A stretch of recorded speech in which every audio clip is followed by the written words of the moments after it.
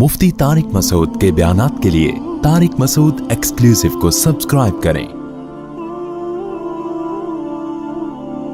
Tariq Masood exclusive.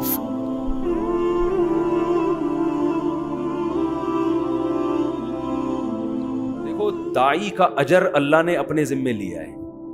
नूह अलैहिस्सलाम ने अपनी कौम से कहा, मा असअलुकुम अलैहि मिन अजरिन, मैं तुमसे अजर का मुतालबा नहीं करता। सवाल पैदा होता है, फिर क्या, इन अजरिया इल्ला अल्लाह, मेरा अजर किसके जिम्मे है? अल्लाह के। दाई को अल्लाह बहुत देता है।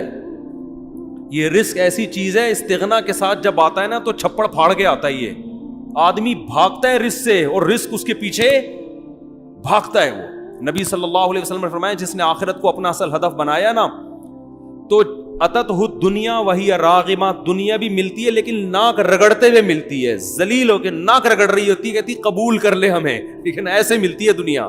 और हमने तो उलमा की जिंदगी में देखा है, जिन्होंने रिस्क को लात मारी ना, कि दीन को असल हदफ बनाया, रिस्क ऐसा भाग रहा है उनके कि वो हैरान है कि ये हो क्या रहा है हमारे साथ।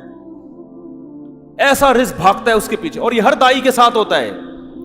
तो इसमें कारोबार को अलग रखो, बिल्कुल, समझ रहे हो? मैं ये नहीं कह रहा कारोबार मत करो, ये तो बेवकूफ़ी हमाकत है, भिखारी बन जाओगे, हर वक्त मुंह से डाले टपकते रहेंगी, यार इधर से कुछ जेब में हाथ डाले, शायद कुछ हदिया वदिया निकाल रहा हो, ठीक है ना? ये हालत हो जाती है इंसान की। तो इस्तिगना के साथ नबी सल्लल्लाहु अलैहि वसल्लम ने फरमाया कि ईमानदार ताजिर क़यामत के दिन पैगंबरों के साथ होगा। मैं तो ताजिरों को ऐसा मोटिवेट करता हूँ, मैं कहता हूँ तुम्हारी आमदन कितनी है? वो कहते हैं 3 करोड़। मैं कहता हूँ 3 करोड़ में क्या है, 3 करोड़ की आमदन? मैं तो ऐसे मोटिवेट करता हूँ। लोग कहते हैं आप मौलवी हो क्या, मैं कह रहे हो? मौलाना तो कहते हैं 3 करोड़, ओ भाई क्या कर रहा है, सारा क्या पैसों में ही लगाया रहेगा? मैं कहता हूँ 3 करोड़ को 6 करोड़ बना भाई तू। वो कहते हैं किस किस्म की बातें कर रहे हो? मैं कहता हूँ भाई, मुसलमान के मजबूत होने से इस्लाम मजबूत होगा। मुसलमान को तो सहाबा किराम जो मालदार थे, वो आपका क्या ख्याल है, छोटे मोटे मालदार थे? जामे तो रशीद ने एक तहकीक की है कि सहाबा में जो मालदार थे ना, उनके असासे कितने थे? 5-5 अरब रुपए इस जमाने के हिसाब से। उनके पास जो चांदियां थी ना, जिनकी बालियत 5-5 अरब रुपए की बनती है। हजरत उस्मान जो 500 घोड़े अल्लाह की राह में दे रहे हैं, घोड़ा लैंड क्रूजर था उस जमाने में, इसका मतलब 500 घोड़े तो अल्लाह की राह में दिए, बाकी तिजारत तो उनकी चल रही थी वैसे ही। इतने मालदार लोग, उसका इस्लाम को फायदा हुआ कि नहीं हुआ?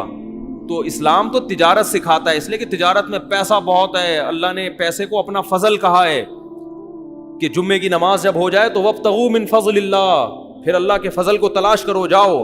समंदर को मुसख्खर किया लितब्तगू मिन फज़लिही, ताकि तुम अल्लाह के फजल को तलाश करो, समंदर में रोजी तलाश करो, कंटेनर आए तुम्हारे, एक्सपोर्ट हो इम्पोर्ट हो।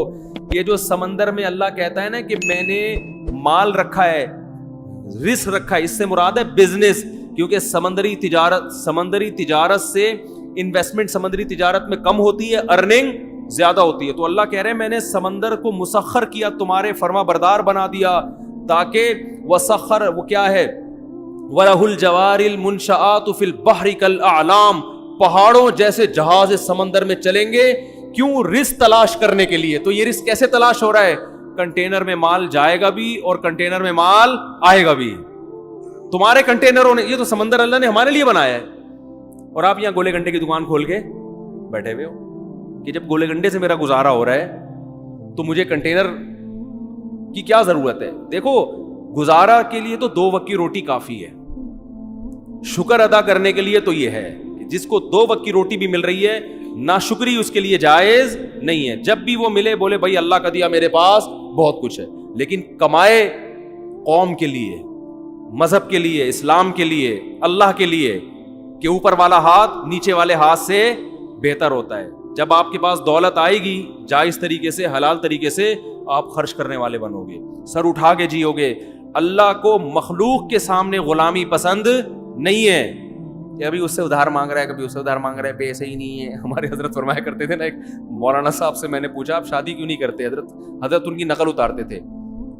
हजरत फरमाते आप इतने बड़े हो गए, आप शादी नहीं कर रहे, मसला क्या है आपके साथ? तो हजरत उनकी नकल उतारते थे कि जब उनसे पूछा जाता कि शादी क्यों नहीं कर रहे, कहते पैसे ही नहीं है। यानी ऐसा, वो हजरत के शागिर थे तो कोई हरज नहीं था हजरत के लिए उनका मजाक उड़ाना। तो हजरत को बड़ा गुस्सा आया कि ऐसा स्टाइल क्यों बना रहे हो, पैसे ही नहीं है, यानी ये नाशुक्री वाला स्टाइल है ना ये। کیا کریں پیسے ہی نہیں ہے. تو حضرت کو بہت غصہ آتا تھا ان کے اوپر. نہیں یہ اسٹائل کیوں ہے؟ اسٹائل یہ ہونا چاہیے بھائی اللہ کا دیا بہت کچھ ہے. سوال جب اتنا کچھ ہے تو شادی کیوں نہیں کر رہے؟ بولے بھائی وہ اگلا مہر بہت زیادہ مانگ رہا ہے, آج کل لڑکیوں کے خرچے بہت ہیں, تو اللہ کا دیا تو بہت کچھ ہے لیکن ان کمبختوں کی ہوس کو لگام کون دے؟ یوں کر لو اللہ پہ نہیں, پیسے ہی نہیں ہے کا مطلب اللہ نے مجھے دیا ہی نہیں ہے. تو بولو پیسہ بہت ہے بھائی, اللہ کا دیا بہت کچھ ہے, حالانکہ کچھ بھی نہ ہو پھر بھی بولو بہت کچھ ہے, اس لیے کہ واقعی بہت کچھ ہے. جہاں آپ کو 2 وقت کی روٹی مل رہی ہے نا, آنکھوں میں بینائی ہے, سننے کی سماعت ہے, بہت کچھ اللہ نے آپ کو دے دیا. اب رونے دھونے کی اجازت نہیں ہے.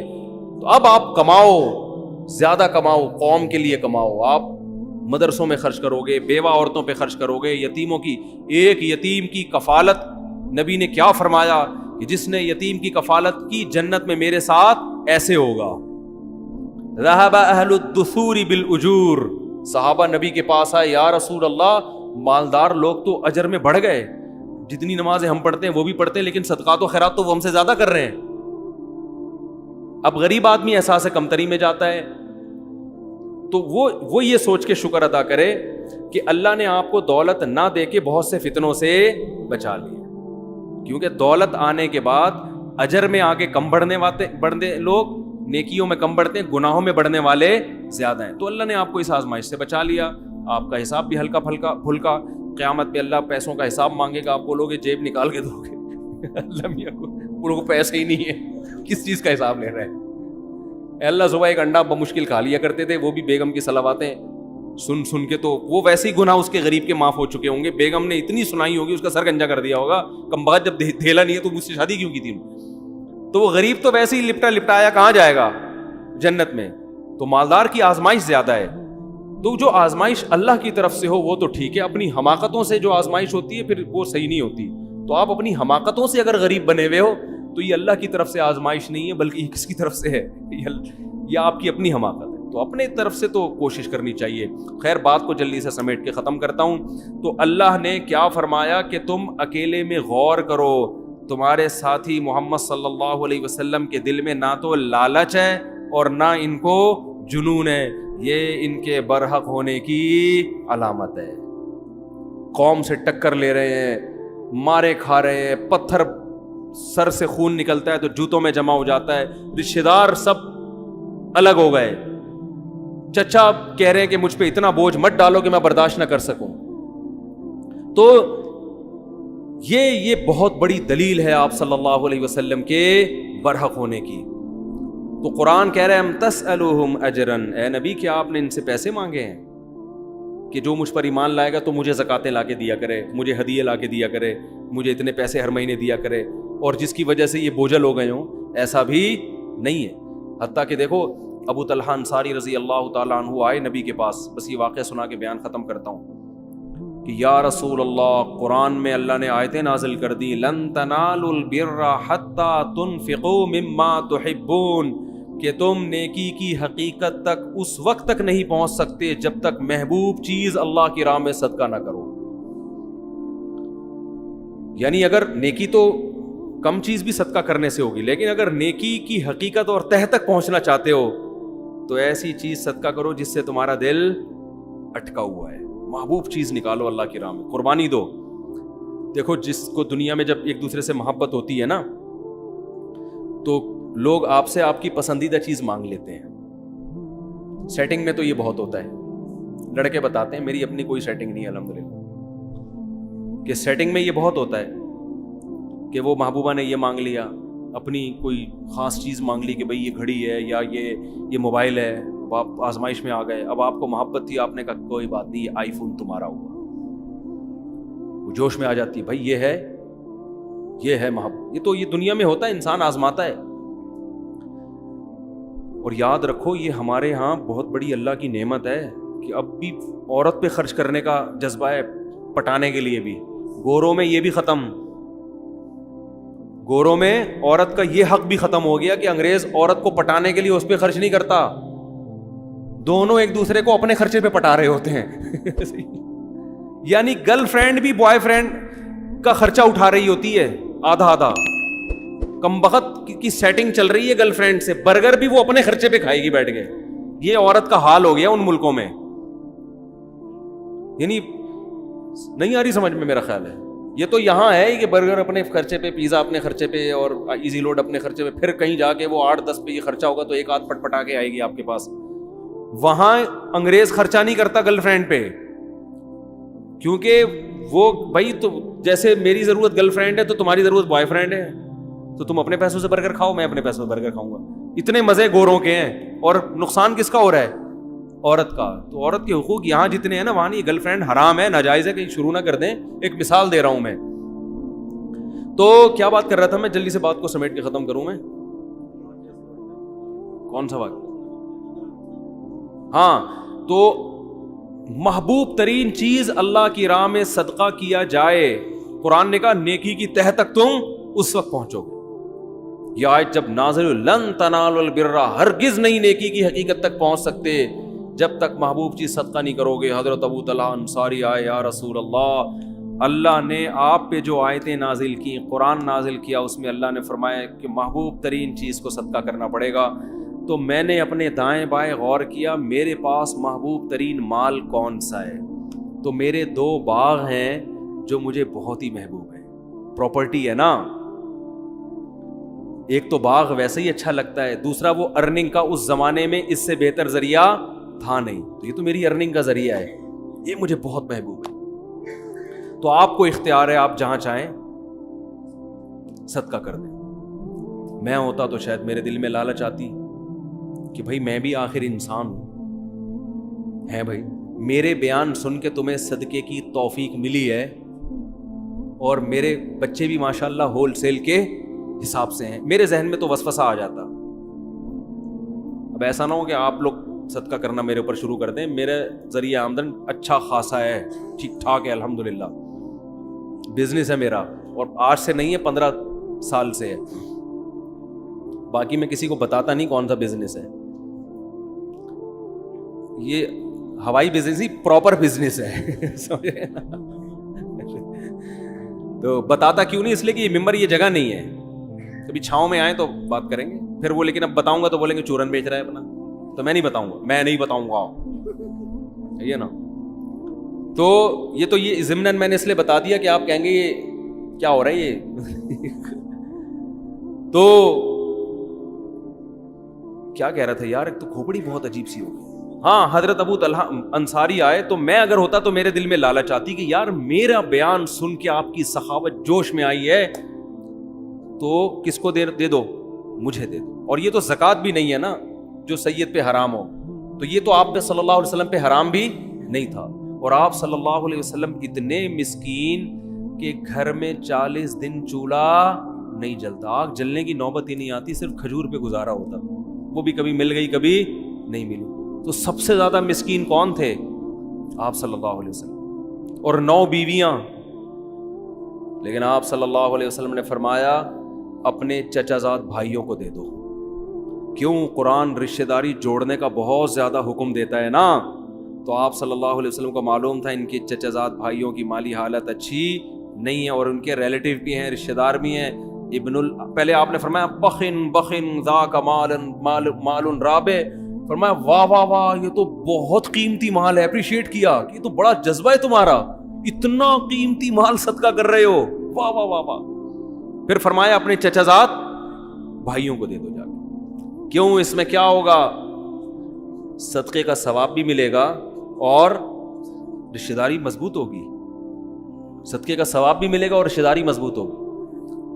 کتنا بڑا ظرف ہے. آج جاہل پیروں کو میں یہ ہمت دیکھی آپ نے, کہیں گے ڈبہ اس میں ڈال دو, ٹھیک ہے نا, کلی اختیارات کے ساتھ.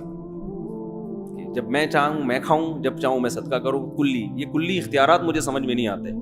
بعض لوگ پیسے لا کے پکڑاتے ہیں, مفتی صاحب آپ کو مکمل اختیارات ہیں, چاہے خود کھا لیں چاہے صدقہ کریں. میں کہتا ہوں مجھے آزمائش میں مت ڈالو, یہ بہت بڑی آزمائش میں ڈال رہے ہو آپ. بھائی مجھے ہدیہ دینا تو بولو آپ کے ہیں, وہ تو پھر مجھے خود ہی اختیارات ہوں گے. کیونکہ انسان ایسے موقع پہ اتنی مصیبت میں پڑ جاتا ہے کہ آپ نے کوئی رقم دی, بولا آپ چاہو تو آپ استعمال کرو, چاہو تو صدقہ کر دو. اب آدمی کہتا ہے پتہ نہیں یار ایک مصیبت میں ڈال دی ایک بندے نے, یہ کیا. وہ تو ویسے بھی آپ سیدھے سے بولو بھائی صدقہ کر دو اس کو, یہ آپ کے نہیں ہے, یہ صدقہ کرنے کے لیے ہے. تو یہ گول مول باتیں نہیں کرنی چاہیے ان معاملات میں کبھی بھی. پیسوں کے معاملے میں آدمی کیا ہو, ایک نمبر ہو. تو نبی صلی اللہ علیہ وسلم نے فرمایا کس کو دے دو؟ ابن الاعمام, اپنے چچا زاد بھائیوں کو دے دو. کیسا ظرف ہے, دیکھو ہمیں بھی نبی سے یہ چیزیں سیکھنی چاہیے. آپ جب بہن بھائیوں کو صدقے کی ترغیب دے رہے ہو, رشت کوئی بھی گھر کا بڑا ہوتا ہے بچوں کو ترغیب دے رہا ہوتا ہے, تو اپنے فضائل نہ سنانے شروع کر دیا کرو. ٹھیک ہے نا, اس سے بچے سمجھیں گے ابا کے حقوق ابا کے علاوہ کوئی اور بتائے ان کو, پھر مزہ آئے گا. اب گھر میں والدین نے اپنے بچوں کو اپنے حقوق بتا, دیکھو ابا کا یہ حقوق, ٹھیک ہے صحیح ہے یہ بھی, لیکن اس سے بچے پہ اثر نہیں پڑتا. بچے کو ابا کے حقوق کوئی اور بتائے گا تو بچے, ماں بتائے بچے کو باپ کے حقوق کیا ہوتے ہیں, اور باپ بتائے کہ ماں کے حقوق کیا ہوتے ہیں, پھر کام ہوگا ہٹو بچوں. ابا اپنے حقوق بتا رہا ہوتا ہے, اماں اپنے والے زیادہ بتانا شروع کر دیتی ہیں. بچہ کہتا ہے یار دونوں کے کیا ہیں آپس میں مفاد ہیں. ٹھیک ہے نا. ماں اگر باپ کے حقوق بتائے نا کہ بیٹا تمہارے باپ کا یہ حق ہے, باپ سے کبھی اونچی آواز سے بات نہیں کرنا, اور باپ کی بڑی عزت ہوتی ہے, یہ تمہارا باپ ہے. صحیح ہے, یہ تمہارا کیا ہے, باپ ہے, یہ کوئی معمولی چیز نہیں ہے, یہ چھت اس نے مجھے دی ہوئی ہے, اور یہ وغیرہ وغیرہ جو بھی شوہر کے فضائل مستحضر ہوں اس وقت سوچ بچار پہ غور و فکر کر کے مطالعہ کر کے جو ذہن میں آ جائیں عورت کی اس وقت کہ بھئی یہ اس نے مجھے چھت دی ہوئی ہے, اور دیکھو یہ جو میں تمہیں پراٹھے کھلاتی ہوں نا صبح صبح, تو پراٹھے تو میں کھلا رہی ہوں, لیکن خرچہ کون کر رہا ہے؟ بچوں کو نا ابا کی احسانات نظر نہیں آ رہے ہوتے, اماں کے نظر آ رہے ہوتے ہیں کہ اماں پیمپر بھی چینج کر رہی ہوتی ہے, واپس دوسرا لگا بھی رہی ہوتی ہیں. یہ نہیں پتا ہوتا کہ پیمپر میں تیل کس کا نکلا ہے خریدنے میں, یہ باپ کا نکلا ہے. سارا دن کماتا ہے وہ گدھے کی طرح, پھر جا کے پیمپر آ رہے ہیں گھر میں.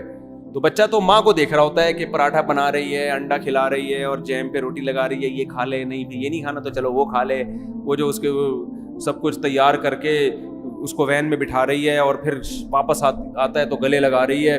بچہ یہ دیکھ کے سمجھتا ہے کہ اماں کے حقوق ابا سے زیادہ ہیں. تو اماں یہ سکھائے کہ بیٹا یہ پیمپر ابو کے پیسوں سے آیا, یہ جو چھت ملی ہے کس نے دی ہے, تم اتنی عزت کے ساتھ ہو نا, میں بھی اور تم بھی, یہ کس نے دی ہے یہ نعمت, یہ تمہارے ابا نے دی ہے. اور تم اسکول میں جا رہے ہو, وین کی فیس بھی ابا دیتے ہیں, تو یہ سارا خرچہ ابا کا ہو رہا ہے, اور اسکول کی فیس بھی ابا دیتے ہیں, اور تمہیں جو قوم ملی, خاندان ملا, یہ بھی کس کی وجہ سے ملا؟ ابا کی وجہ سے. پھر مزہ آئے گا. اور ابا الٹا کام کر رہے ہوں, ابا کہہ رہے ہوں کہ بیٹا دیکھو تمہیں تکلیفوں سے جنا کس نے ہے؟ ماں نے جنا ہے, اور میں تو صرف پیسے دے کے نکل لیتا ہوں پتلی گلی سے. یہ جو صبح اٹھے پراٹھے بناتی ہے بیچاری, کچن کے سامنے آگ میں کھڑی ہوتی ہے اتنی دیر, اور بار بار پیمپر چیک کرتی ہے رپورٹ کیسی ہے, یہی کام آج کل رہ گیا نا. خراب رپورٹ ہے تو چینج کر دو, ورنہ وہی لگا رہنے دو. ٹھیک ہے نا. تو وہ بچوں کی ہگائی متائی کا کام تو پیمپروں نے اپنے ذمہ لے لیا ہے. تو یہ جو چیک کرتی ہے, میرے اندر تو یہ ہمت نہیں ہے. تمہیں گود سے لگایا, تمہیں اپنی چھاتی سے دودھ پلایا, تمہیں تکلیفوں سے اٹھایا, تو باپ ماں کے فضائل سنا رہا ہو. اور بیٹا یہ جو میں گھر میں تم آرام سے پل رہے ہو, میں سفر بھی کرتا ہوں, دنیا سے باہر بھی ملک سے باہر بھی جاتا ہوں, شہر سے باہر بھی جاتا ہوں میں, تو میں پھر بھی تمہارے بارے میں سکون میں رہتا ہوں کہ انہیں کوئی تنگ نہیں کرے گا, یہ محفوظ ہاتھوں میں ہے, کیونکہ ماں کا آلٹرنیٹ کوئی بھی نہیں ہے. تو میں جو اتنی بے فکری سے تھڑے پہ بیٹھ کے گپے لگا رہا ہوتا ہوں نا دوستوں کے ساتھ, مجھے پتا ہے بچے گھر میں صحیح پل رہے ہیں, ماں کے علاوہ کسی اور گود میں ہوتے پتہ نہیں کیا کر رہی ہے, زہر کھلا دے کے مارنا دیتی کہیں. وہ سامنے تو بڑی اچھی بنی ہوتی ہے ماشاءاللہ, میرا لال باپ کے جاتے ہی بولے کم بخت. ایک آدمی نے شادی کی, سوتیلے بیٹا ملا نا اس کو, تو مجھے وہ کہہ رہا ہے یار یہ سوتیلا بیٹا جو ہے نا مجھے ایک آنکھ نہیں بھا رہا ہے. ٹھیک ہے نا, ان کا مزاج بھی ہے, کہہ رہے یار یہ مجھے ایک آنکھ نہیں بھا رہا ہے یہ. تو میں نے کہا کیا خراب ہے؟ کہہ رہے یار یہ مجھے پتہ نہیں اپنے بچوں میں بالکل بھی اچھا نہیں لگ رہا ہے. تو ظاہر ہے جو سچی مچی کی ماں ہوتی ہے, سچی مچی کا باپ ہوتا ہے, اس کو جو اپنے بچے اچھے لگتے ہیں وہ دوسروں کے اچھے نہیں لگتے. تو باپ کو چاہیے بچوں کو بتائے کہ دیکھو تمہاری ماں نے جو تمہیں گود میں سکون ملا ہے نا, اور میں بھی جو تمہاری طرف سے تسلی میں ہوں, کیونکہ مجھے پتا ہے کہ تمہاری ماں تمہیں پال رہی ہے, کوئی اور عورت ہوتی تو مجھے بھی تسلی نہ ہوتی. تو دونوں ایک دوسرے کے فضائل سنائیں گے تو کام چلے گا. وہ ادھر اپنی طرف گھسیٹ رہا ہے, وہ ادھر اپنی طرف, کہ ماں کی باتوں میں نہیں آنا. بتا دوں میں, یہ تو میں اس کی باتوں میں آ گیا تھا تو شادی ہو گئی میری اس سے, اب تم نہیں آنا, تمہاری ماں الٹی باتیں بتائے گی بیٹا تمہیں. اور ماں یہ کہہ رہی ہوتی دیکھو تمہارے ابا نے تو مجھے کبھی سکون دیا نہیں ہے, اس کی باتوں میں مت آنا. تو اس سے بچہ کسی کا بھی نہیں بنتا, یہ بتا دوں, نہ باپ کا رہتا ہے نہ ماں کا رہتا ہے.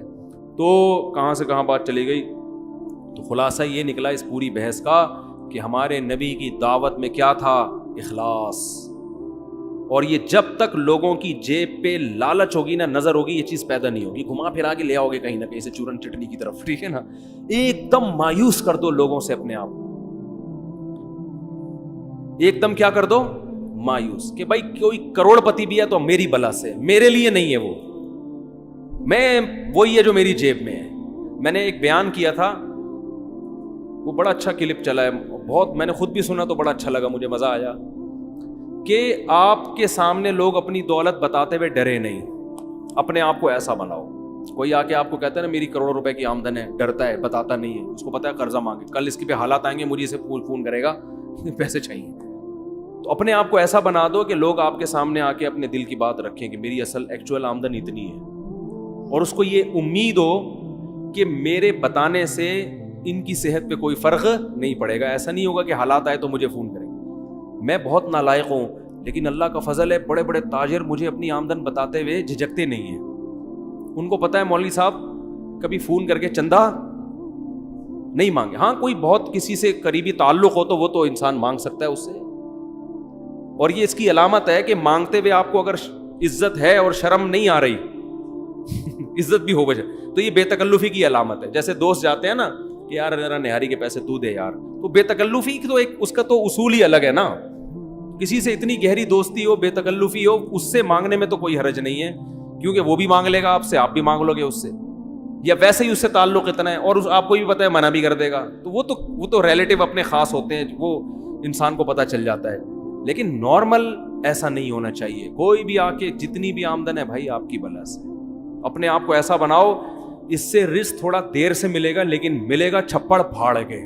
اور جو لالچ ہے نا، ادھر سے نکال لوں، ادھر سے لے لوں، ادھر سے لے لوں، اس سے فوری طور پہ تو کچھ مل جاتا ہے لیکن ہمیشہ کے لیے انسان محروم ہو جاتا ہے. لوگ سمجھ جاتے ہیں کہ یہ لالچی آدمی ہے، اس سے چھپاؤ، بھاگو، پھر قرضہ مانگو، فون نہیں اٹھاؤ اس کا. سمجھتے ہو گے نہیں سمجھتے؟ خدا کی قسم سر اٹھا کے عزت کے ساتھ جینے میں جو مزہ ہے نا، ایسا خاندانی مزہ ہے جو کباب پراٹھوں میں وہ مزہ نہیں ہے. ایک واقعہ سنا دوں تاکہ بیان کمپلیٹ ہو جائے. ہمارے حضرت ایک واقعہ بہت سنایا کرتے تھے، ہمیں بڑا اچھا لگتا تھا یہ واقعہ. پرانے وقتوں کی بات ہے، جب بادشاہی حکومت ہوا کرتی تھی، تو ہندوستان سے جو ہے نا کوئی شخص چلا گیا کسی عرب کنٹری میں. اس وقت سعودی عرب نہیں تھا، عرب ارض حجاز کہا جاتا تھا. عرب لوگ بڑے سخی ہوتے ہیں. تو یہ چلا گیا بے یار و مددگار، تو وہاں کسی شہزادے نے اس کا بڑا اکرام کیا کہ بھئی ہندوستان سے آیا ہے، مسافر ہے، تو بڑا اکرام کیا اس کا. اس کو بڑی خوشی ہوئی، یار ایک عرب شہزادہ میرا اکرام کر رہا ہے. تو اس نے کہا کہ کبھی ہندوستان آؤ اور تمہیں کچھ ضرورت ہو تو میرے گھر پہ آنا. شہزادے نے کہا مجھے کیا ضرورت، میں شہزادہ آدمی، میں تو فقیر غریب آدمی ہے، تو میں نے تیری مدد کر لی، ویسے ہی مجھے کوئی تجھ سے مدد نہیں. وہ فقیر تھا بیچارہ، غریب تھا نا. تو پھر بھی اس فقیر نے کہہ دیا کہ یار حالات کا کچھ پتہ نہیں ہوتا، کبھی آنا ہو تو یہ میرے ایڈریس سے آ جانا. تم شہزادے ہو لیکن جو ہے کبھی کبھی ضرورت پڑ جائے. اللہ کی قدرت کی بغاوت ہوئی، اس حکومت کا خاتمہ، اور ظاہر ہے پھر تو شہزادے قتل ہوتے ہیں. تو یہ بھاگا، اب وہ عرب کی زمین چھوڑ کے بھاگا. تو اس کو خیال آیا کہ میرا ایک ہندوستان میں دوست تھا، تو اس نے یہ مجھے ایڈریس دیا تھا. اچھا، اس شہزادے نے اس کو کہا تھا کہ ہم شہزادے لوگ ہیں، ہم کسی کے سامنے ہاتھ نہیں پھیلاتے، ہمارا اسٹائل ہی یہی ہے. شہزادے، ہم شہزادے لوگ ہیں، ہاتھ نہیں پھیلاتے ہم کسی کے سامنے، چاہے کتنی ضرورت ہو. اب اس کو پڑ گئی ضرورت. اس نے کہا یار وہ اس نے بڑے واسطے دیے تھے کہ میرے پاس ضرور آنا، بڑی خوشی ہوگی، تو چلو یار چلتے ہیں. یہ سمجھا بے تکلف دوست ہے. جب اس کے در پہ گیا، پہلے تو اس نے پہچاننے سے انکار کر دیا. اس نے بتایا میں وہ شہزادہ ہوں. ہو ویلکم، آئیے آئیے بیٹھیے. آئیے، کیسے آنا ہوا؟ یار حالات نے تختہ پلٹا اور مجھے ضرورت پڑ گئی، آج میں تمہارے در پہ آ گیا. تو اس ہندوستانی نے فارسی کا ایک شعر پڑھا. اس شعر کا مفہوم یہ ہے کہ حاجت اور ضرورت بڑے بڑے شیروں کو پتہ نہیں گیدڑ بنا دیتی ہے یا لومڑی بنا دیتی ہے. بڑے بڑے شیروں کو کیا کر دیتی ہے؟ گیدڑ یا فقیر بنا دیتی ہے. کچھ ایسا اس نے شعر پڑھا جس میں توہین کا تھوڑا سا عنصر تھا کہ دیکھو تو اتنا بڑا شہزادہ تھا، لیکن ضرورت جب پڑتی ہے نا، بھوک لگتی ہے، تو بڑے بڑے شہزادے بھی کیا بن جاتے ہیں؟ فقیر. یہ بڑا نالائق تھا، اس نے یہ ایسے موقع پہ کہنے کا تھا نہیں شعر، یہ تھا تو خون میں تو شہزادہ تھا نا, بلڈ تو وہی تھا. اس نے کہا کہ شیر ہمیشہ شیر رہتا ہے, کیسی ہی حاجت ہو شیر کبھی گیدڑ اور لومڑی نہیں بنتا, اور شیر ایسی حاجتوں پہ 100 جوتے مارتا ہے جو حاجت اس کو فقیر بنا دے. اور کہا میں تجھ سے ایک دھیلا نہیں لوں گا, بھوکا مر جاؤں گا. اب وہ ہندوستانی, ارے بھائی میں نے ویسے ہی کہہ دیا تھا بھائی معاف کر دے. اس نے کہا نہیں, میں خدا کی قسم بھوکا مر جاؤں گا تجھے یہ بتانے کے لیے کہ شیر ہمیشہ شیر رہتا ہے. وہ 100 حاجتوں پہ, وہ ایک حاجت پہ 100 جوتے مارتا ہے, ٹھیک ہے نا, لیکن وہ کسی کے در کا بھیکاری نہیں بنتا. تو ہمارے حضرت یہ شعر پڑھتے تھے, فارسی کا شعر ہے تو نہ ہماری سمجھ میں آتا تھا نہ آپ کی آئے گا, تو اردو میں مفہوم سمجھ میں آتا تھا کہ ہم 100 جوتے مارتے ہیں. تو حضرت فرماتے تھے کہ وہ شہزادہ فقیر تو بن گیا مگر اسٹائل کون سا تھا؟ شہزادوں والا. تو یہ شہزادہ بننا ہر ایک کے اختیار میں ہے. بات آ رہی ہے سمجھ میں؟ ایک شہزادہ وہ ہوتا ہے جو حکومت ملتی ہے اور بڑا پیسہ مل جاتا ہے, یہ ہر ایک کے اختیار میں نہیں ہے, کوشش ہے بنتا نہیں ہے. لیکن یہ شہزادگی جو ہے نا کہ اسٹائل کیسا ہو, شہزادوں والا, سر اٹھا کے جیتا ہو, یہ رکشے والے بھی کر سکتے ہیں, ٹماٹر والے بھی کر سکتے ہیں. بھائی ہم حاجتوں پہ 100 کوڑے لگاتے ہیں, کسی کے سامنے زبان ٹیڑھی. ایسے رہو. دیکھو یہ ہمارے جو بڑے بڑے حکومتی اہلکار ہیں نا, ارب پتی ہیں کہ نہیں ہیں, پھر بھی بہت سے ان میں بھکاری ہے یا نہیں ہے؟ کیا عزت ہے یار ان کی. وہ ادھر سے 5 ارب کھا گیا, ادھر سے اتنے روپے کھا گیا, ادھر سے اتنے کھا گیا, ادھر اتنے کیس چل رہے ہیں, عدالت میں جا رہا ہے, کبھی بھاگ رہا ہے وہاں سے, کبھی اندر ہو رہا ہے, کبھی باہر آ رہا ہے. لوگ صبح و شام لعنت, اتنا پیسہ ہو کے بھی صبح و شام لعنتیں پڑ رہی ہیں. اسٹیل مل کھا گیا, ایک PIA کھا گیا, ایک یہ کھا گیا, ایک ریلوے کو کھا گیا. کیا عزت ہے ان لوگوں کی, بھکاری ہے یہ. اس سے وہ موچی اچھا ہے جو جوتے گانٹھ رہے لوگوں کے اور کسی کے سامنے ہاتھ نہیں پھیلا. اللہ کی نظر میں یہ شہزادہ ہے. تو یاد رکھو, کسی کے سامنے ہاتھ پھیلانا یہ معمولی بات نہیں ہے, یہ اپنی عزت کا جنازہ نکالنا ہے. اللہ سے دعا مانگا کرو اللہ کسی آزمائش میں نہ لے کر آئے, اللہ اتنا دے کہ ہمیں ضرورت نہ پڑے.